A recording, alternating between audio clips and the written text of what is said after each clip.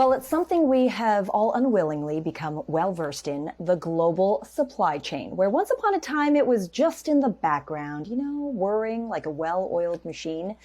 Well, it has not lived up to the stresses of modern-day pandemic realities. So how can blockchain step in? We're about to find out. Welcome to Word on the Block, the series that takes a deeper dive into blockchain and all the emerging technologies that shape our world at the intersection of business, politics, and economy. It's what we cover right here on Forkast.News. I'm Editor-in-Chief Angie Lau. Well, experts around the world warn industries must gear up for what they're calling a sustained supply chain crisis. The digitized economy is creating higher demands more than ever before in shipping, and industries are struggling to keep up. So, what are some technology-driven solutions that we may see in coming months? Well, SyncFab connects OEM part buyers, that's original equipment manufacturer that actually produces the parts, and the manufacturers themselves that need those parts for the goods that you and I buy through blockchain technology. And today we're joined by their Chief Product Officer, Delgado, to explore how blockchain can smooth out potentially and fix even the global supply chain. That is a big order, Dennis. Welcome to the show. Thanks for having me, Angie. Yeah, no, I'm excited to be here and definitely a lot to talk about. Well, as Chief Product Officer, as co-founder of SyncFab, let's talk about first what SyncFab does and where we find ourselves currently. So supply chain, this was something that you thought early on to marry with blockchain. Correct, yeah. So in about 2018 is when we first delved into the blockchain world and started building applications utilizing blockchain. Our company itself has always been focused on supply chain. How can we connect vendors or suppliers to companies to make things and just make that experience much easier than it was. So when we came into the space, we saw a big opportunity in how blockchain can help move some of that information between those vendors and the companies that make the products that we use today. And so fast forward a couple of years later, and then the pandemic hits. And what is happening right now with the global supply chain? What is going on? Well, that's a big question to answer. I think we're all trying to figure that out together, Angie. So there's a lot happening in terms of supply, as we know, is unprecedented volumes going on with demand currently. We can't keep up with the amount of things that need to be produced. Ourselves, the industries that we focus in are primarily in aerospace and automotive and defense. But even in those industries, we're seeing a lot of the same impacts of just things such as materials that need to be produced and procured in order to make the items that go into some of the consumer products or even some of the OEM products that we deal with. But right now, yeah, there's a huge backlog in the industry. And what people are experiencing for really the first time that they haven't experienced in a long time is bottlenecks. I want this entire consumer class, and I think the manufacturing world and the global supply chain world has trained us to get things when we expect to get them. And sometimes it's as quick as tomorrow or 48 hours from now or a week from now. And suddenly those goods are 3 months from now, potentially 6 months from now. And it's jamming up industries, meaning that if the equipment or the supplies that are needed for construction, for automotive or appliances or any of the things that require supply chain frictionless and seamless experience, suddenly all of those industries are also hamstrung. Correct. And I think, we've been brought up in this Amazon Prime 2-day shipping world where we want everything tomorrow or the next day.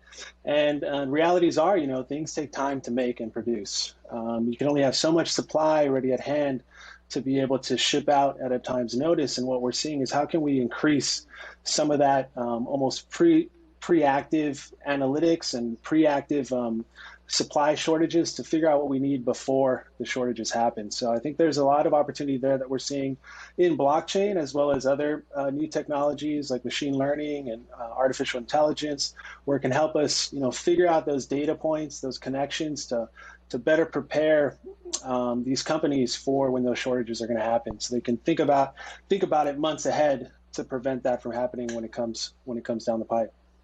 So a lot of people who are watching are going to be wondering, how does blockchain fix this? Well, how does blockchain fix this?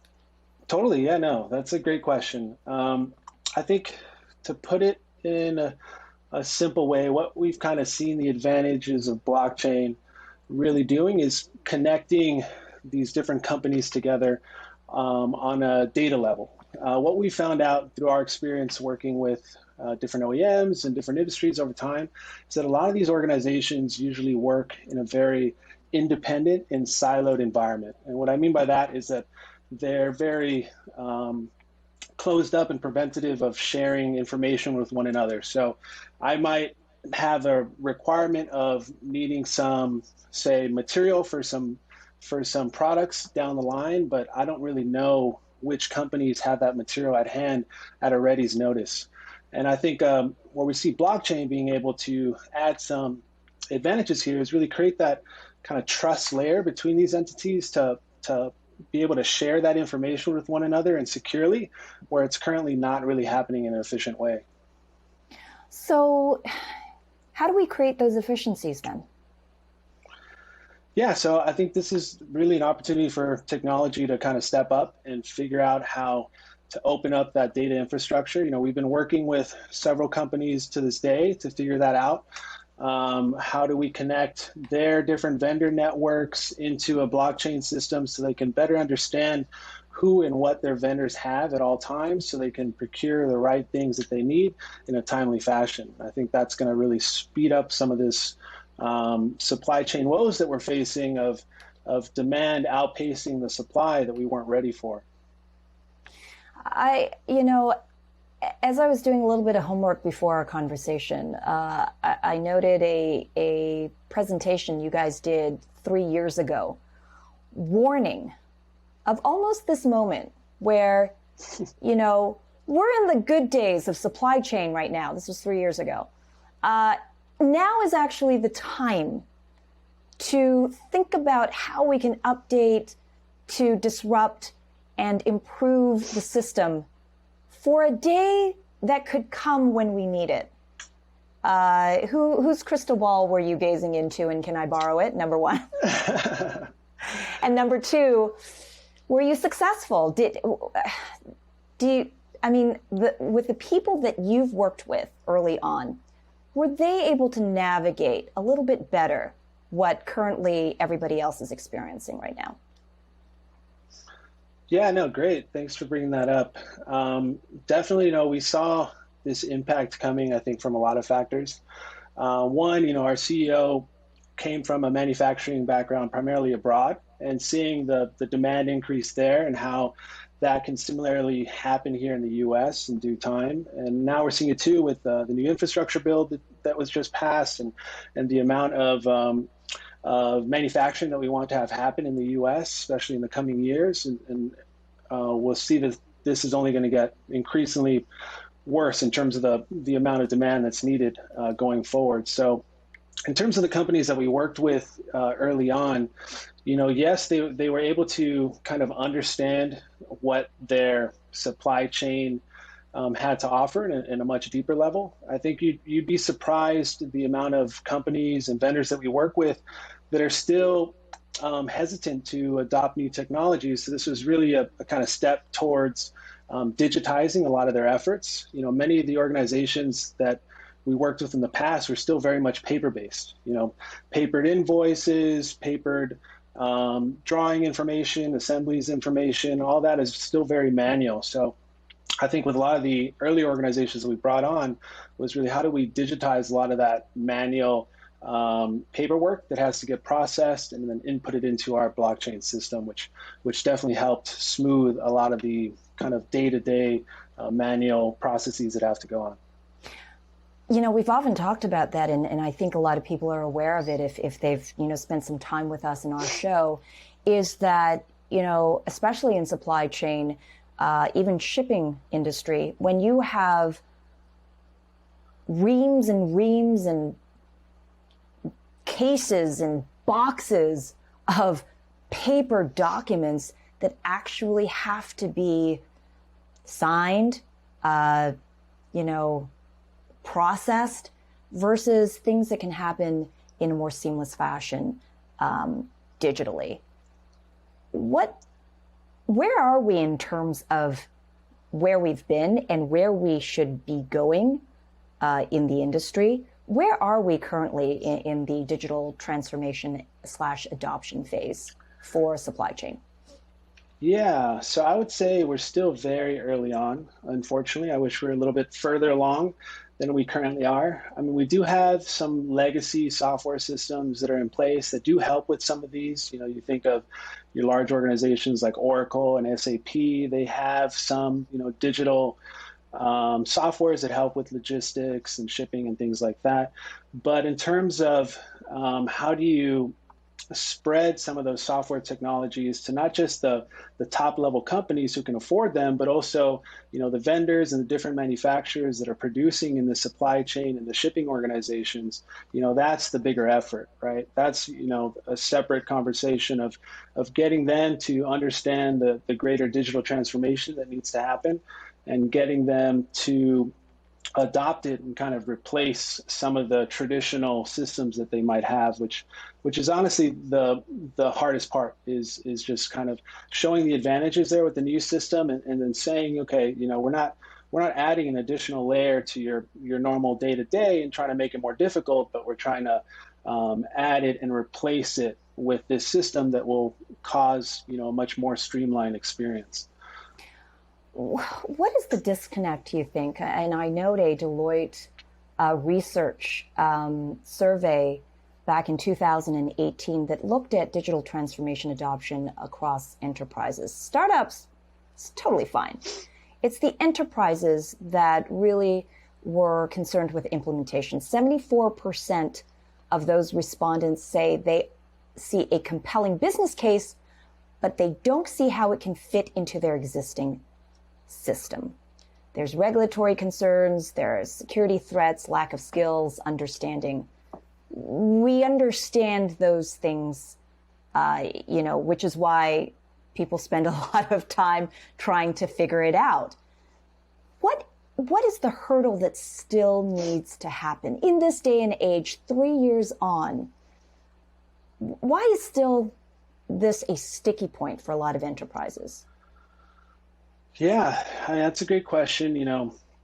We've worked with, several larger OEMs at this point that, vary in terms of their processes and systems that they have in place.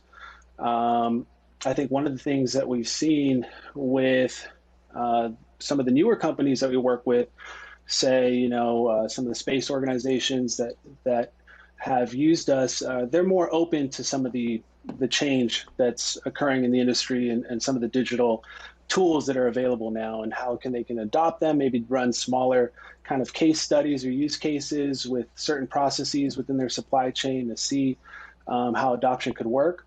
But when you get into some of the larger organizations that have been around for decades, they have entrenched systems in place that can vary from department to department that we've seen. Different departments can be running different software systems.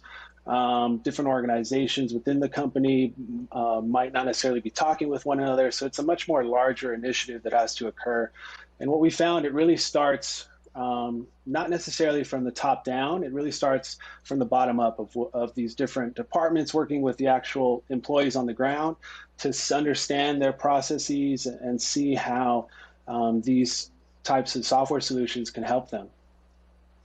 So if you're an executive at one of these more traditional legacy companies, what's the takeaway here? You should be talking to your junior staff.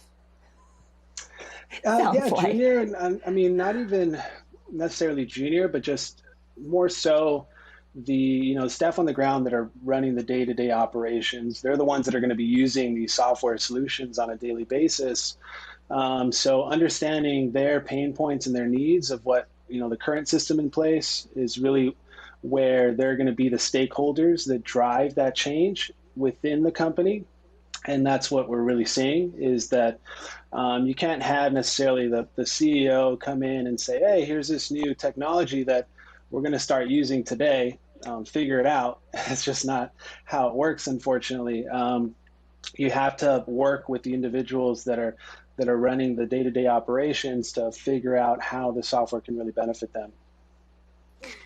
And it brings us to a broader situation right now that we're seeing across the board, which is manufacturing output in the U.S. has surged 1.2% in October. Right now, we're speaking the end of 2021 for our future audience. But essentially surging 1.2% in October. It's the highest level since March 2019 after falling 0.7% in September, the month before. So there's quite a large jump here. And more economists polled forecast that manufacturing production is expected to rise by close to another 1%. So if what we're experiencing right now with the growth that we already have and not being able to keep up and defining it and characterizing it as a supply chain crisis, what's going to happen when manufacturing output continues to grow and the stress on the system continues to build? Yeah, I mean, I'll tell you, that's one thing that we definitely did not see a slowdown on during the pandemic was just U.S. manufacturing as a whole. It kept running along at full steam, and if anything, it increased during the COVID times because people understood the need to have local manufacturing when you couldn't ship abroad or couldn't factories abroad were shut down. So how do you kind of go through those supply chain woes that can occur during a pandemic? And I think that's what we saw during that time, but also now we're thinking ahead of how can we make sure that doesn't happen again. And I think I saw this morning, actually, Kamala Harris tweeted about the infrastructure law and building our electric vehicles here in the U.S. going forward, including some of the battery and parts components, which is going to be a huge endeavor. And that's only going to further increase our manufacturing output that's required here in the U.S. So I think there's definitely, at least from what I can see, manufacturing is not going to come down anytime soon. So how do we provide the tools and support for that vendor network and that supplier network is what we're definitely interested in, seeing how we can utilize some of the blockchain incentive models. I know with one of our partner organizations, Smart MFG Tech, they have a crypto token that we're utilizing to see how we can incentivize the vendors that work with us to provide quotes within the system, to go ahead and place purchase orders, use that as a mechanism for payment potentially, and other features that can possibly bring into increased output with the manufacturers that we work with. Okay, I want to dive into this because this is the exciting part of this conversation, which is disruptive technology. How do we bring in the incentivization that we see baked into tokenomics and streamline what is essentially a disincentivized supply chain? We're hearing this. We're hearing the great retirement, people who are just piecing out on their jobs because they can get a better opportunity elsewhere, and or they're completely stressed out by a system that they don't believe in supporting anymore, et cetera, et cetera. I'm curious how you're thinking about creating a new layer of incentivization through tokens that could help supply chain. Definitely. Well, there's a bunch of different use cases that we have for the token, but I think there's a couple things first before we get there that we need to address. Thing with supply chain manufacturing, as you said, it is a legacy industry that has kind of supported America, kind of brought it to where it's been. But a lot of the the individuals that work with the supply chain are either retiring or kind of growing out of it, and we've seen businesses shut down for that reason. So I think one part of it is how do we increase employment in manufacturing, in a way make manufacturing cool again for a younger demographic to be interested in that industry that is actually very competitive in pay and benefits, and has a huge demand right now for a need for employees to come into these facilities to help produce the parts that a lot of these newer companies are requiring, as well as some of the older ones. So I think one aspect of to go along with that is, there are a lot of pro and benefits for tokenomics, and we see that in supply chains for incentivizing a legacy industry that normally doesn't get compensated for a lot of time spent on things such as quoting jobs is one huge issue that we've seen. We see vendors that might spend a full day trying to quote out a potential order with no guarantee that they're going to win that order. That's employee time that has to go spent quoting out that job, calling up different vendors to figure out pricing, and submitting that bid with no guarantee of payment. So where that time can be spent elsewhere. So what we're seeing is, how can we provide an incentive layer with a token with our smart MFG tech partners to essentially reward them for that time spent quoting jobs. And another area as well is the receiving final parts and goods, for timely response times, keeping OEMs up to date, shipping things on time, areas like that where we normally don't think would necessarily be paid or rewarded for. We disagree. We think there's a lot of opportunity there that these blockchain tokenomics can bring, and with the added layer of getting a newer generation interested in manufacturing again. And what part of that conversation now includes Metaverse and NFTs and DeFi? Yeah, so the whole Metaverse NFT craze, I think we all are aware of at this point. At least a good majority have heard that buzz term thrown around. So in SyncFab itself, we first got into NFTs back in 2017, 2018. And we were kind of interested on the IP protection side, looking at the industries that we work with, the organizations, in aerospace and defense. IP is a very sensitive topic, and the ownership of that IP and the kind of parts information that gets exchanged between vendors and OEMs. How can you protect that? So that's where we were investigating and developed our own NFT within the platform. But we've since seen it move to a more consumer-facing model, where we saw the kind of art industry take off with it and really use NFTs in a different way that wasn't before.